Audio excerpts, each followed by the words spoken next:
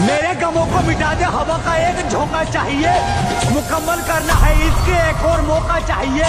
और मुझे उस शख्स से इतनी मोहब्बत है मेरे भाई, उसी शख्स से मुझे बार बार धोखा चाहिए। मेरे भाई वो क्या रोएगी तेरे दर्द पे, जिसका दिल फिदा हो जाता है इस दुनिया के हर मर्द पे, क्योंकि टूटा जो दिल किसी का तो है। मैं सिर्फ 10 साल का हूँ, लेकिन मेरी आंखों ने वो दिखा है जो बड़े बड़े लोग भी देख नहीं पाते। मेरे हाथ बहुत छोटे हैं पर हालात बहुत बड़े, मेरे कंधे भी कमजोर हैं और जिम्मेदारियाँ बहुत भारी। जहाँ बच्चे खिलौने मांगते हैं वही मैं अपने माँ बाप के चेहरे की खामोशी को पढ़ लेता हूँ। जहाँ बच्चे रोते हैं, जिद कर लेते हैं, वही मैं चुपचाप रह जाता हूँ, क्योंकि गरीबी रोने की इजाजत नहीं देती।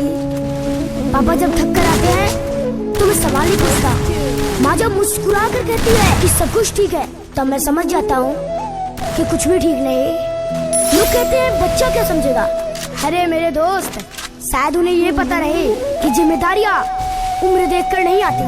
मैंने सीखा है भूख के साथ सोना, टूटे चप्पल पहनकर चलना, लेकिन मैं हार नहीं मानने वाला, क्योंकि अगर मैं हार गया तो मेरी माँ की उम्मीदें और मेरे पापा की मेहनत हार जाएगी। मेरे दोस्त, मेरे पापा की मेहनत हार जाएगी।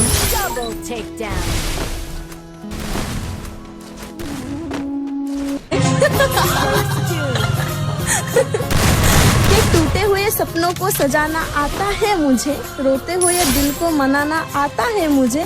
कि उसे कह दो कि हमारी जख्म की फिक्र ना करे, कि उसे कह दो कि हमारी जख्म की फिक्र ना करे, क्योंकि दर्द में भी मुस्कुराना आता है मुझे। एक लड़की ने फेसबुक पर यह लिखा कि माँ बाप को रखने की इजाजत हम बेटियों को मिल जाए तो इस देश में एक भी वृद्धा आश्रम नहीं रहेगा।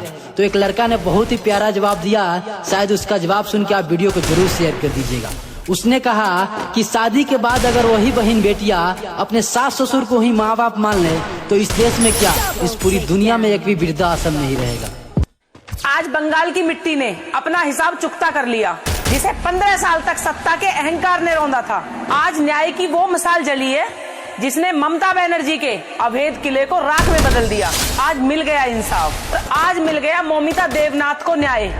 वो डॉक्टर मौमिता देवनाथ जिसकी रूह को उस काली रात उन दरिंदों ने नहीं बल्कि इस बहरी और अंधी व्यवस्था ने कुचला था। जब आरजीकर अस्पताल की वो दीवारें डॉक्टर मौमिता की चीखों से थर्रा रही थी, तब कोलकाता की सत्ता में बैठी दीदी ममता बनर्जी ने संवेदना का मरहम लगाने की बजाय राजनीति की बिसात बिछा दी थी। आपको याद है ममता जी, जब पूरा देश मौमिता के लिए सड़कों पर था, तब आपने क्या कहा था? आपने फरमान सुनाया था कि लड़कियों को रात में घर से बाहर नहीं निकलना चाहिए। लानत है ऐसी सोच पर। जो एक डॉक्टर बेटी मरीजों की जान बचाने के लिए पूरी रात जागती थी, उसको आपने नसीहत दी थी कि वो घर में दुबक कर रहे। आपने अपराधियों के हाथ बांधने की बजाय अपनी बेटियों के पैरों में बेड़ियां बांधने की बात की थी।